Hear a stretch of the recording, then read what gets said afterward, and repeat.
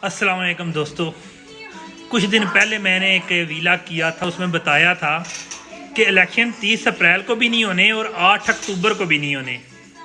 और अक्सर लोगों ने उसको एक नॉर्मल लिया था। ये जो आप देख रहे हैं ना, जजेस की तहरीक, चीफ जस्टिस का सो मोटो, ये सारी प्री प्लान है। बिलाशुबा पाकिस्तान की साबका तमाम हुकूमतें और फ्यूचर में भी इस्टेब्लिशमेंट के बगैर कोई भी पार्टी आगे नहीं जा सकती। आपको बता चुका हूँ मैं तकरीबन 15 दिन पहले कि इलेक्शन जून में होंगे, क्योंकि इसमें IMF के भी कुछ सरबराह शामिल हैं। उन्होंने कहा है कि जब आपकी नई हुकूमत आएगी और उसके बाद हम आपको जनाब लोन देंगे।